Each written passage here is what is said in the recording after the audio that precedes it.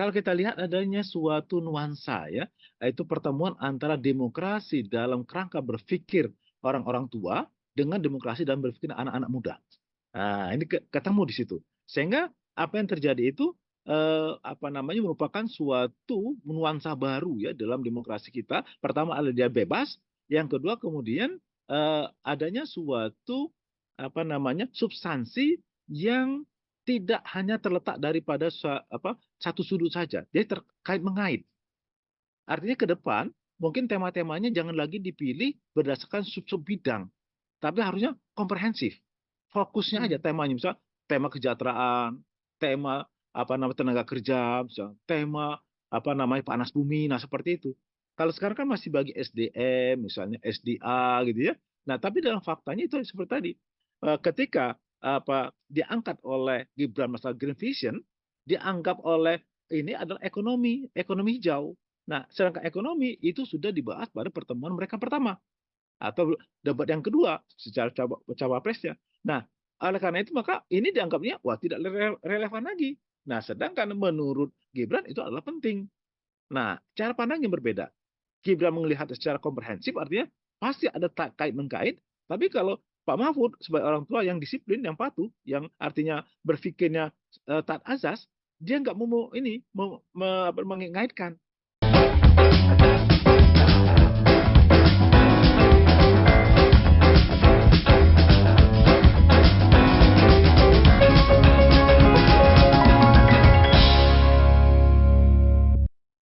Assalamualaikum warahmatullahi wabarakatuh.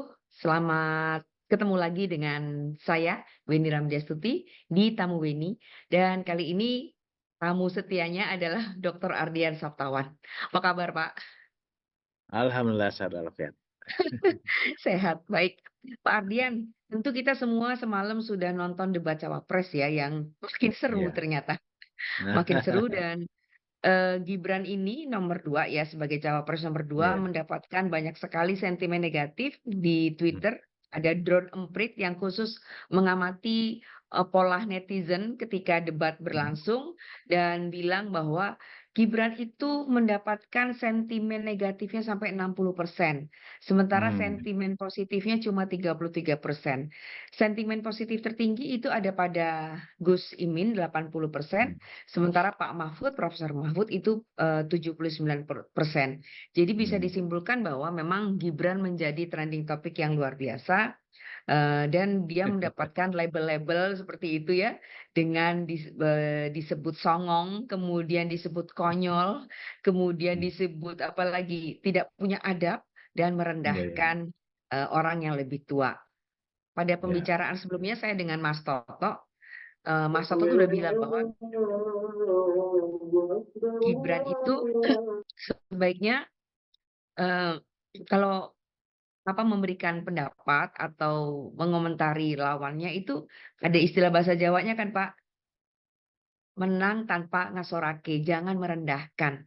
Tapi ternyata kejadiannya tetap aja kesannya merendahkan. Nah, Pak, saya pengen tahu nih pandangan seorang Doktor Ardian Saptawan yang kebetulan mata kuliahnya tuh ada tentang integritas dan etika politik ya, Pak, ya? Oke, silakan Pak Ardian. Ya, kalau kita lihat memang apa yang terjadi kemarin itu seperti apa namanya itu revenge ya dari dua yang kemarin kena pukul oleh Gibran. Nah, sekarang mereka udah siap betul-betul siap. Nah, ketika itu siap, Gibran kayaknya mencari akal dengan cara yang lain yang mengeluarkan atau keluar dari substansi ya, sehingga dia banyak menggunakan yang disebut dengan ad hominem. Ad hominem itu adalah suatu cara untuk menyerang lawan debat dengan mengabaikan substansi pendapat dari pihak lawan tersebut. Pak, Nah, sorry dia bisa berusaha untuk diulang apa mencari istilah itu, Pak? Pak, bisa diulang ad, istilah itu apa? istilahnya adalah ad hominem. Ad Bahasa hominem, ad Latin. hominem itu adalah ya, ad hominem itu adalah upaya menyerang lawan debat dengan mengabaikan substansi pendapat dari pihak lawan debat tersebut. Ya substansinya Mhm, lari kan? Nah, berapa kali mhm. padahal ada pertanyaan di itu yang bagus seperti misalnya green inflasi ya. Nah, itu bagus sebenarnya.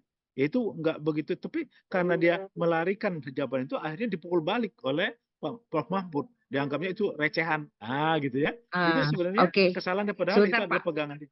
Hmm. Oke. Maaf, Pak, sebentar. untuk menguatkan narasi dari Pak Ardian tadi, kita coba lihat potongan dari diskusi semalam atau debat semalam. Kemiskinan, ketimpangan, dan dua lainnya. Tetapi ada satu yang harus ditambahkan, yaitu emisi. Baik Pak Mahfud, waktu Anda habis. Terima kasih. Selanjutnya, kami persilakan kepada calon wakil presiden nomor urut 2, Bapak Gibran Rakabuming Raka untuk menanggapi. Waktu Anda 1 menit, silakan.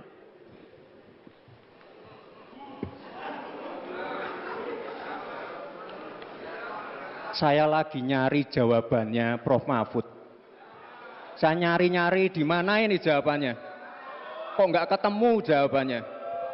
Saya tanya masalah inflasi hijau kok malah menjelaskan ekonomi hijau. Prof. Mahfud, yang namanya greenflation atau inflasi hijau itu ya kita kasih contoh yang simpel aja. Demo rompi kuning di Perancis. Bahaya sekali. Sudah memakan korban. Ya, ini harus kita antisipasi, jangan sampai terjadi di Indonesia. Kita belajar dari negara maju. Negara maju aja masih ada tantangan-tantangannya. Intinya transisi menuju energi hijau itu harus super hati-hati.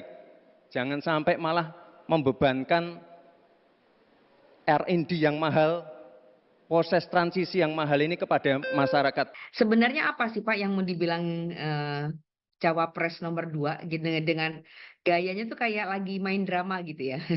Ya, Apa dia yang tuh itu yang mau disebut disampaikan? yang disebut ad hominem tadi. Jadi dia berusaha untuk melakukan suatu gerakan yang mengalihkan perhatian pendapat orang banyak gitu. Nah, perhatian orang banyak ini berubah itu dikarenakan apa? Nah, dia sendiri yang tahu. Apakah karena dia tidak menguasai isinya? Apakah dikarenakan dia merasa bahwa dia akan terpukul oleh lawan bicaranya? Karena apa? Grand inflation itu kan merupakan suatu derajat kepanasan yang muncul akibat dari banyaknya kita menggunakan energi yang mengeluarkan hawa panas seperti listrik ya dan sebagainya. Nah, di situ kan dia tidak melakukan itu. Dia malah menceritakan tentang bahwa adanya demo. Itu ad hominemnya di situ. Nah, apakah dia tidak menguasai? Kita nggak tahu ya. Apakah dia menguasai substansi yang dia sampaikan itu? Kalau itu adalah suatu istilah titipan, pertanyaan titipan atau masalah titipan, ya bisa aja dia tidak menguasainya, sehingga dia mengarahkan lari kemana. Padahal di situ ada poin dia untuk menguasai keadaan.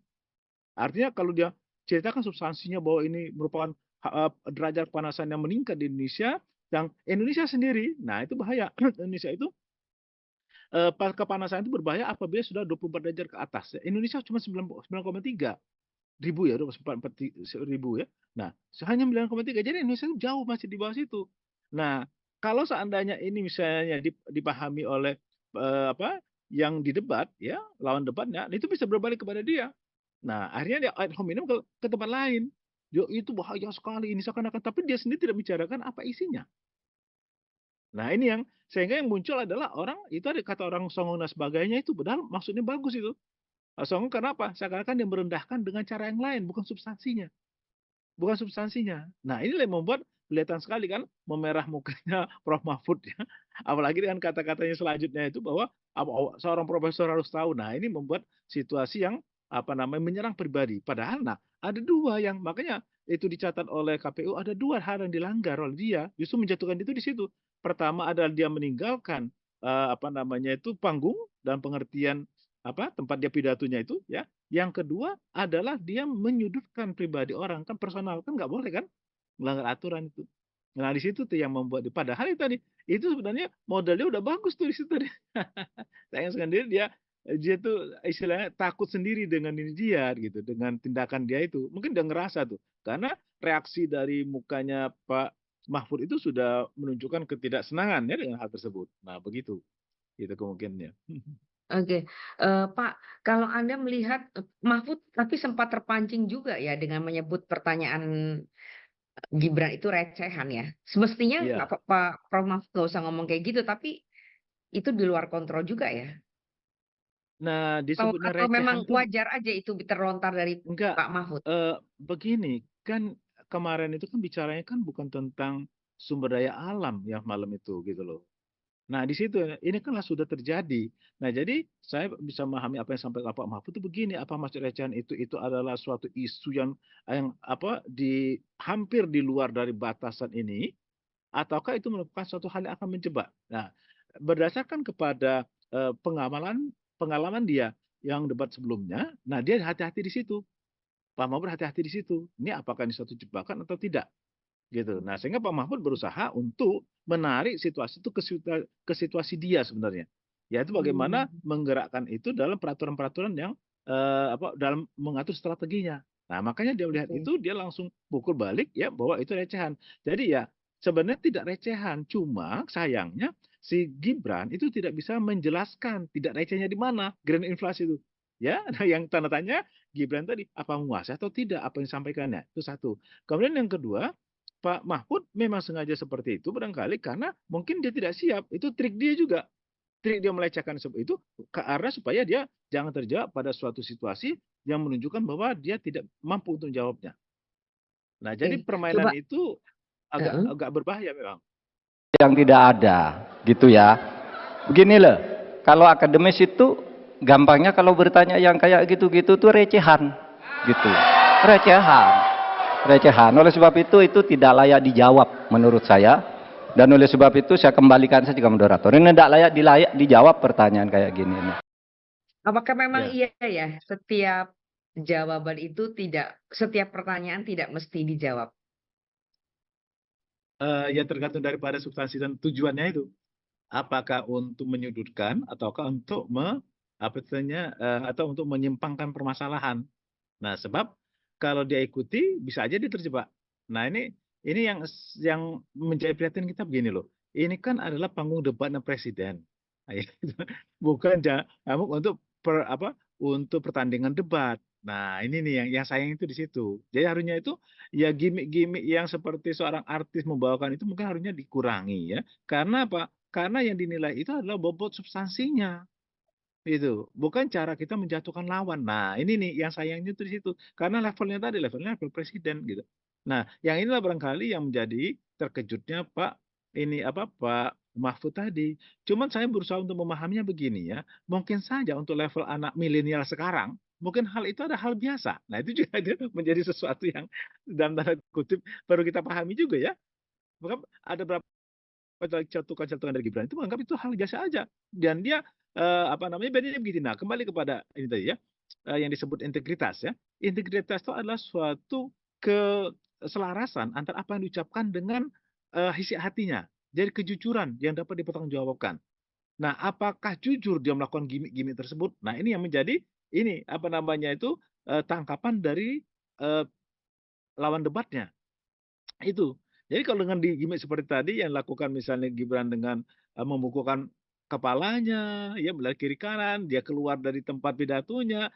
Nah, itu kan seakan-akan adalah suatu gimmick yang dibuat ya untuk merubah substansi itu kepada yang disebut ad hominem tadi. Merubah fokus permasalahan, ya fokus debat itu kepada hal yang di luar fokus. Nah, apakah itu merupakan satu hal yang biasa dilakukan oleh anak muda zaman sekarang? Nah, ini mungkin kita pahami seperti apa. Jadi, apakah itu dianggap mereka itu adalah suatu pertarungan, dalam menyampaikan ide, ataukah substansi idenya yang dipertaruhkan? Nah, ini yang menjadi mungkin di satu sisi ada yang tersinggung gitu ya, aneh, ya. Di satu sisi menganggap hal biasa aja. Karena hal biasa begini, saya lihat Gibran juga di dalam menyampaikan idenya dia nggak seperti shock gitu ya, ketika ditangkis oleh Pak Mahfud gitu. Nah, tapi ada celetukan Gibran tadi ada yang lebih menyelekit lagi. Dia mengatakan bahwa masa profesor saya kira tahu semua. Seperti itu kan? Pak Ardian, kalau Anda mengamati ya, gerakan-gerakan yang dibikin oleh Gibran di atas panggung itu apakah memang sudah direncanakan atau spontan? Kalau saya lihat sudah direncanakan. Karena game itu dimulai dari dia, bukan suatu tangkisan dari pernyataan dari lawan debatnya. Contoh pertama, ketika dia bicara masalah plastik, Pak Imin katanya bicara tentang lingkungan, tapi itu tadi bawa botol plastik, seakan-akan yang melihat begitu. Nah, itu kan Imin padahal tidak pernah mengatakan masalah botol plastik. Itu satu. Terus masalah tadi green fashion tadi. Itu kan juga bukan berasal dari Pak Mahfud. Ya kan? Nah, berarti ini memang karena apakah kemudian dia di panggung kemudian dia mengekspresikan dengan cara yang berlebihan dari apa yang disiapkan, nah itu kita wallahu alam kita nggak tahu ya. Nah, cuman caranya seperti itu barangkali ya mungkin dianggap sesuatu masih dalam etika anak-anak muda ya, tapi di dalam forum yang di sana ada lebih dari orang yang bukan anak muda saja ya, mungkin itu sedikit menjadi masalah gitu. Karena pada dasarnya eh, munculnya etika itu adalah ketika kita berhadapan dengan orang. Nah, makanya dipermasalahan ketika berhadapan dengan orang itu tadi. Orang siapa? Nah, itu tadi apa orang tua, anak muda. Nah, ini yang menjadi masalah itu. Jadi sebenarnya kalau itu berhadapan antara anak milenial mungkin bukan masalah mungkin biasa-biasa aja mungkin. Tapi ketika bertemu dengan seorang apa namanya profesor, bertemu dengan seorang apa namanya wakil ketua DPR, nah itu mungkin menjadi suatu hal yang agak kikuk gitu. Nah, gitu yang terjadi gitu. Oke, Pak, tapi kan etika itu berangkatnya dari kebiasaannya, dari kebiasaan. Sementara kita tahu secara kultur, Gibran itu kan orang Solo yang Ya. sangat menjunjung tinggi sopan santun dan sebagainya. Bagaimana Anda melihat ini? Sementara Pak, dalam satu sisi kalau kita melihat pemberitaan-pemberitaan media asing, itu justru berbeda ya. Perspektifnya apakah mungkin eh, mereka sudah biasa dengan budaya debat atau bagaimana, itu mereka justru menyatakan atau narasinya positif terhadap Gibran. Nah, pada sisi lain kita hidup di timur dan kebetulan Gibran adalah orang Solo. Nah, gimana Anda Ya. melihatnya? Jadi gini, etika itu kan ada 4 lapis ya. Lapisan pertama itu disebut dengan etika sosial, yaitu etika yang berupa norma-norma yang mengatur hubungan kita dengan masyarakat secara umum. Inti daripada etika sosial itu adalah etika organisasi, yaitu kelompok-kelompok di mana kita menjadi anggota. Karena di sana kita mendapatkan norma-norma baru yang dipahami sebagai suatu norma yang lebih bermutu lagi. Nah, inti daripada etika organisasi itu adalah etika profesi, tata cara yang menjadikan dia menguasai suatu keterampilan ya untuk sebagai suatu jalan hidupnya. Nah, inti daripada segala inti itu adalah moral pribadi. Nah, ini yang masalahnya.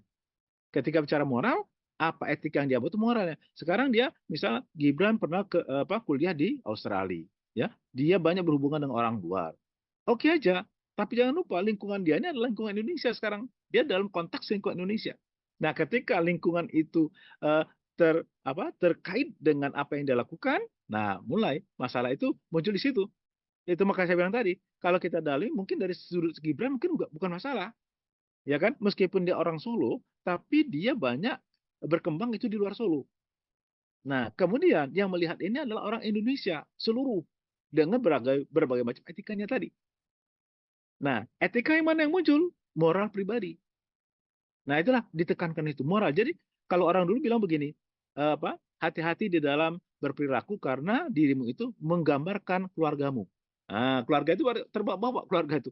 Artinya apa? Bahwa apa yang kita lakukan meskipun kita mendapatkan ilmu dari luar dengan berbagai macam manapun, ya orang-orang melihat kita itu adalah bagian dari keluarga.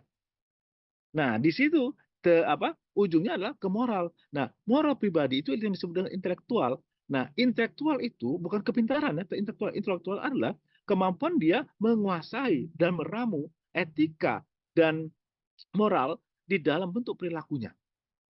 Nah, disinilah yang menjadi tantangannya adalah ketika dia melihat konteks, konteksnya di mana. Jadi etika itu berlaku sangat tergantung pada konteks. Kalau dia itu konteksnya untuk anak-anak milenial, barangkali ketawa semua, biasa-biasa saja. Tapi kita konteksnya itu adalah beragam, nah ini bisa jadi masalah. Ini bisa jadi masalah. Kita lihat aja dalam konteks ini aja, nanti pasti kelompok yang tidak suka, wah itu pasti mengatakan pelanggaran. Tapi kalau kelompok yang mendukungnya, pasti mengatakan itulah kemajuan. Nah di situ, relatifnya di sana. Nah permasalahannya adalah gini, kalau saya lihatnya, apakah itu sudah mencerminkan debat untuk level presiden? Nah, itu tuh masalah di situ. Terlepas daripada etika itu, berarti apa? Seharusnya kan debat ini mendahulukan substansi permasalahan sebagai seorang calon wakil presiden. Bukan bicara tentang gimmick. Nah, tapi kita ada sekarang kan terjebak dalam mempermasalahkan gimmicknya. Nah, ini di sini. Nah, disinilah menunjukkan bahwa masyarakat kita itu masih sebagian besar tradisional. Ya, belum masuk kepada zaman modern, berpikir modern, sehingga terjadilah hal-hal yang tidak bisa kita lepaskan, yaitu etika lingkungan tadi. Mau Etika tak mau lingkungan. seperti itu. Oke, tapi kan Pak istilah-istilah songong, gimmick dan segala macam itu justru munculnya dari anak muda. Ini bisa diartikan karena ramenya di Twitter, yang main di Twitter itu siapa sih Betul. Pak? Anak muda ya kan, Gen Iya, iya, Z iya. rata-rata. Jangan lupa lagi Nah, anak muda Indonesia. anak Nah, itu. muda Indonesia. Dengan demikian Indonesia. sebenarnya kan anak muda Indonesianya pun nggak setuju dengan apa yang dilakukan oleh nomor 2 itu, Pak. Betul. Jadi meskipun dia itu apa nama itu anak muda, tapi konteks Indonesianya tetap ada. Jadi bagaimanapun juga mereka tetap menghormati orang tua. Nah, di sinilah. Tapi Gibran itu mempunyai pengalaman dia sebagai seorang anak muda yang di Australia. Nah, itu tuh. Nah, di sini yang barangkali yang kurang nyambungnya itu di situ. Yang mungkin orang Australia mungkin biasa-biasa aja gitu ya. Nah, namun itu tadi jangan lupa ini wakil presiden atau calon wakil presiden ya Indonesia. Nah, di situ. Tapi gini ya Pak ya, saya tuh nggak ngebayang ya Hmm. setelah debat gitu ya, apakah kemudian Pak Jokowi ya kan, yang kita Ya, kenal sangat orang Jawa bilang tuh sangat handap asor Pak, sangat rendah hmm, hati, rendah sangat hati ya, humble gitu ya. ya. Apakah kemudian Pak Jokowi marahin Gibran, "Kamu Leng, mestinya nggak kayak gitu kan ya. Kan itu tadi Bapak bilang mencerminkan keluarga. Iya, iya, iya, iya. Dan kita juga tahu, Bu Iriana tuh juga sangat santun ya kan. Tapi mengapa Mhm, Gibrannya seperti itu? Itu berarti apakah memang karakternya muncul ketika debat ya, mhm, tahu jadi ketahuan nih Pak aslinya, seperti halnya Pak mhm. Prabowo itu kan juga orangnya santuy ya kata anak muda zaman sekarang Ya, ya. Tapi pada kondisi-kondisi tertentu Pak Prabowo memang, ya memang begitulah gitu ya. mhm. Heeh. Gimana Pak Anda melihat ini? Ya, jadi gini memang di sini sedikit seperti apa namanya itu bertentangan ya antara yang apa kita lihat dari Pak Jokowi dengan Gibran ya. Jadi bagaimanapun juga Pak Jokowi itu kan dia dibesarkan dalam lingkungan Solonya, ya kan gitu. Nah, Gibran ini sebagai anak muda ya, dia di Solo kan sebentar. Dia banyak justru waktu dia kuliahnya kan ada di luar negeri gitu loh. SMA Nah, udah di nilai-nilai Singapura. iya di Singapura. Nah, disinilah dia masuklah nilai-nilai seperti itu gitu. Nah, dengan nilai-nilai yang lebih ke internasionalisasi ya, tentunya membuat jiwa dia itu tidak terlalu solo, tidak terlalu ini juga ke Singapura juga, tapi dia membuat ciri baru yang dalam lingkungan masa apa namanya masa muda, anak-anak yang internasional tadi yang beragam. Nah, jadi apa yang dilakukan dia, saya rasa ya kalau orang Solo mungkin tidak seperti itu. Mungkin dari tutur kata saja dia hati-hati sekali gitu ya. Nah, jadi apa? Nah, kalau ini jangan kita lihat dari Solonya, dia dari lingkungan konteks dari pergaulan dia pada saat ini gitu. Dan ini mempengaruhi dia, yang mempengaruhi dalam kehidupan dia. Itu satu. Kemudian juga jangan lupa yang dia sampaikan ini kan tidak terlepas daripada arahan tutor dari para ininya, tim tutorialnya, ya kan? Nah, itu juga barangkali dengan beragam orang tadi juga dengan bagaimana caranya melakukan suatu pengerjaan itu. Apalagi kita lihat kemarin itu kan dianggaplah pada waktu debat mereka pertama wapresnya yaitu debat kedua ini secara keseluruhan. Nah itu kan seakan-akan Gibran kan di atas angin tuh ketika dia menyampaikan suatu pertanyaan sehingga yang dua ini seakan-akan di bawah dia naik ya kan gitu. Kemudian apa hasil survei kan mengatakan juga begitu. Nah, dengan kemenangan itu barangkali dianggap itu adalah suatu apa namanya kunci keberhasilan. Sebenarnya itu diulangi lagi. Kan kemarin kan ada muncul lagi singkatan yang dimunculkan. Nah, dia sadar dan berani Pak Mahfud ngomong itu kan sudah sudah melanggar aturan. Nah, makanya dia ini kan lagi. Ini kan segera biasa saja. Nah, dia baru sadar. Jadi berarti memang itu merupakan suatu kata kunci dia ya yang merupakan dianggap suatu hal yang memenangkan dirinya pada yang lalu sehingga dia tanpa sadar mengeluarkan itu lagi sampailah dengan istilah green flashing tadi itu muncul juga kan. Nah itu sebenarnya kan itu hanya beda cara aja, tapi maksudnya caranya itu sama dengan apa yang terjadi di awal kemarin. Nah rupanya di sini kedua pasangan ini sudah mempunyai suatu apa namanya sudah mengantisipasi hal tersebut gitu. Dengan tamengnya Mengantisipasi. dia pukul seperti itu. Mhm. Iya. Jadi Mhm makanya di mhm sini mhm. ini lebih menghindar Caimin lebih menghindar kan sehingga dia tidak terjebak ke sana. Mhm Meskipun mhm. diangkatnya masalah botol plastik dia ya sendiri bingung ya katanya Pak Anies juga bingung melihat di mana botol plastiknya gitu karena itu kan air minum yang disediakan. Nah jadi sehingga itu tidak terpancing. Nah yang terpancing itu adalah Pak Mahfud. Nah sehingga terjadi debat itu tadi antara mereka. Mhm Kalau Pak Muhammad mhm tidak mhm. tidak terpancing dia. Ah gitu. Jadi ada dua cara Mhm. yang berbeda. Satu berusaha menghindar, yang satu adalah untuk pukul balik. Nah, gitu. Mhm. Itu pilihan Oke. mereka. Oke, dari tadi kan Pak Ardian bilang debat itu adalah soal substansi. Nah, kalau Hmm. kita melihat dari ketiga kontestan ini, yang paling menguasai substansi siapa? Kalau saya lihat kalau tertatanya Caimin, Mohaimin, dia lebih tertata. Meskipun dia kena serang, dia sempat agak getar sedikit, tapi dia kembali lagi ke tatanan ini deh. Jadi tatanya begini, dia cara bicaranya sudah mengikuti cara Pak Anies, yaitu dia bicarakan makronya dulu, kemudian strategi tahapannya. Nah, di sana yang terlihat bahwa itu suatu logika yang berpikir yang beruntun ya, logika berpikir yang beruntun. Nah, kalau Pak Mahfud memang agak sedikit loncat ya, ini agak sedikit loncat karena apa yang disampaikan memang agak keluar dari keahlian dia. Ketika dia keahlian hukum dia, ketika dia mau tarik ke hukum, tidak terpancing dua itu. Tidak terpancing. Nah, ketika tidak terpancing, artinya apa? Apa yang disiapkan oleh Pak Mahfud itu berubah ya, sehingga dia merasa waktu ini adalah suatu kejutan gitu ya, sehingga dia terpaksa logika dia melompat-lompat. Sampailah dia terkejut dengan yang pertanyaan Grand Vision tadi, menunjukkan dia Mhm. tidak menyangka ada arah ke sana gitu. Nah, Mhm, gitu. mhm, mhm. Oke, oke. Eh, Pak, jadi kalau bisa disimpulkan ya, seberapa besar soal Tika ya, yang ramai sekali di medsos itu akan berpengaruh pada elektabilitas. Kalau kita lihat yang orang-orang yang melihat debat-debat tersebut ya adalah orang-orang yang pendidikan menengah ke atas. Ya, menengah ke bawah itu kayaknya kurang menarik, hanya menarik dari gimmick-gimmick itu aja. Nah, ketika yang menengah ke atas ini siapa itu? Sebagian adalah kaum-kaum yang berpendidikan tinggi, yang sebagian adalah milenial tadi. Makanya banyak di medsos itu respon dari kelompok milenial. Karena apa? Karena kelompok milenial itu dia menguasai teknologi. Jadi paling tidak dia punya HP ataupun dia melihat di televisi, ya.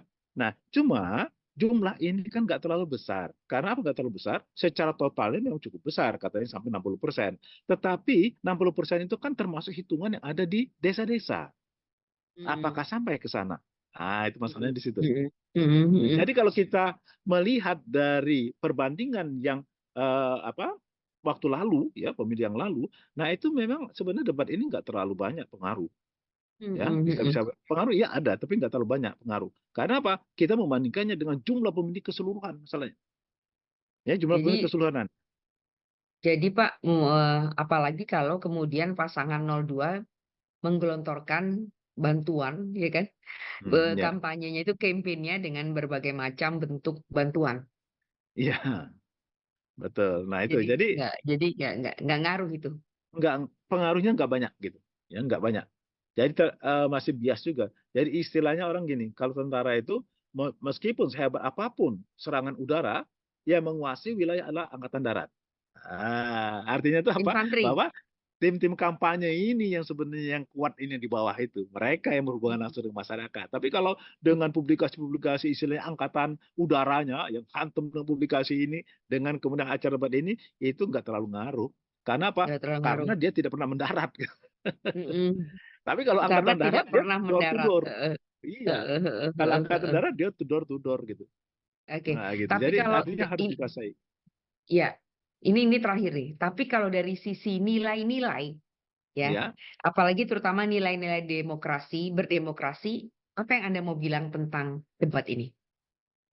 Kalau kita lihat adanya suatu nuansa ya, yaitu pertemuan antara demokrasi dalam kerangka berpikir orang-orang tua dengan demokrasi dalam berpikir anak-anak muda. Nah, ini ketemu di situ. Sehingga apa yang terjadi itu merupakan suatu nuansa baru ya dalam demokrasi kita. Pertama ada dia bebas, yang kedua kemudian adanya suatu substansi yang tidak hanya terletak daripada satu sudut saja. Jadi terkait mengait.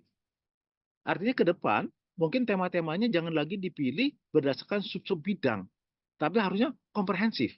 Fokusnya aja Mhm, temanya, misal tema kesejahteraan, tema tenaga kerja, misal tema panas bumi, nah seperti itu. Kalau sekarang kan masih bagi SDM, misalnya SDA gitu ya. Nah, tapi dalam faktanya itu seperti tadi. Ketika diangkat oleh Gibran masalah Green Vision, dianggap oleh ini adalah ekonomi hijau. Nah, sedangkan ekonomi itu sudah dibahas pada pertemuan mereka pertama atau debat yang kedua secara cawapresnya. Nah, oleh karena itu maka ini dianggapnya wah tidak relevan lagi. Nah, sedangkan menurut Gibran itu adalah penting. Nah, cara pandang yang berbeda. Gibran melihat secara komprehensif artinya pasti ada kait-mengkait, tapi kalau Pak Mahfud sebagai orang tua yang disiplin, yang patuh, yang artinya berpikirnya taat azas, dia nggak mau mengaitkan. Nah, ini. Jadi di sini artinya apa yang kita dapatkan bahwa demokrasi itu sekarang tidaklah terkotak-kotak. Demokrasi itu merupakan suatu keseluruhan yang komprehensif yang merupakan bagian yang tidak terlepaskan dari segenap sisi kehidupan. Contohnya, demokrasi juga harus memperhatikan etika. Demokrasi juga harus memperhatikan harapan-harapan masyarakat. Demokrasi juga bukanlah harus dikuasai oleh suatu kekuasaan, tetapi demokrasi tidak terlepas dari kekuasaan. Nah, seperti itu. Jadi ini suatu nuansa baru dalam demokrasi kita yang merupakan suatu perkembangan dari demokrasi ya, sebagaimana dikatakan bahwa demokrasi itu tidak pernah akan selesai. Demokrasi akan berkembang terus sejauh masyarakat ada di dunia ini. Gitu. Kalau diminta nilainya, nah ini model-model itu kayak kayak siapa Anies bilang si siapa Imin dapat 11 dari 10. Nilai demokrasi semalam ketika debat berapa, Pak? Kalau kita lihat demokrasi semalam ya, nah ini demokrasi semalam itu lebih pada gimmick sih, ya substansinya nggak terangkat masalahnya itu. Nah ini yang artinya itu masih kita dalam koridor bahwa demokrasi itu baru sebatas proses, bukan substansi. Nah gitu. Jadi kalau kita bilang ya mungkin demokrasi kita baru 50-an lah nilainya. Karena apa? Prosesnya, bukan bobotnya. Kan terus kita bicara misalnya inflasi tadi, apa ininya? Apa strategi mereka? Belum terlihat. Yang ada debat kusirnya. Gitu kan? Masalah lingkungan begitu. Apa ini solusi yang dia nih? Ya enggak jelas. Ketika Pak Caimin itu menyampaikan solusinya, yang lain kan yang mendukung, kami nah jadi nggak kelihatan tuh apa.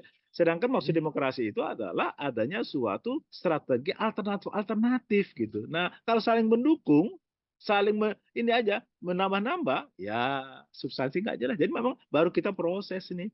Demokrasi kita baru pada tahap proses, belum bicara substansi. Oke. Tapi Pak, Anda merasakan nggak atau mengamati nggak bahwa untuk seorang anak muda berumur 36 tahun, ya, Gibran itu luar biasa loh. Enggak. Iya nggak? Bisa Betul. tampil di depan situ meskipun dengan segala kontroversi yang ada gitu ya. Bahwa dia dapat kesempatan, ada keputusan MK bla bla bla. Tapi bisa tampil di situ, bisa menjatuhkan mental lawan itu kalau saya bilang sih luar biasa gitu loh. Pada umur 36 tahun saya lagi ngapain sih? Baru melahirkan anak dua. Dia diuntungkan, masalahnya dia juga kan sebagai wali kota itu udah biasa dengan DPR, mungkin DPRD ya, sudah biasa debat-debat seperti itu. Jadi meskipun usianya muda, tapi pengalamannya di bidang ketatanegaraan cukup mumpuni, terutama dalam bidang beda pendapat strategi. Nah dia kayaknya sudah cukup menguasai, sudah ada. Nah yang lain baru itu kan 2 tahun sebenarnya ya? kan iya, tapi yang lain itu kan masalah peluang aja. Masalah peluang. Kita kalau karena nggak ada peluang, jadi kita nggak pernah melatih diri kita setingkat itu gitu. Nah itu. Jadi bagaimanapun juga ya paling tidak ini adalah satu gambaran bahwa anak muda itu kalau dikasih peluang, mungkin dia lebih baik daripada yang tua. Cuma maukah kita memberi peluang itu? Nah, ini masalah yang rumit ya, karena masalahnya bukan masalah bagi-bagi kekuasaan, tapi masalah kehidupan bangsa kita.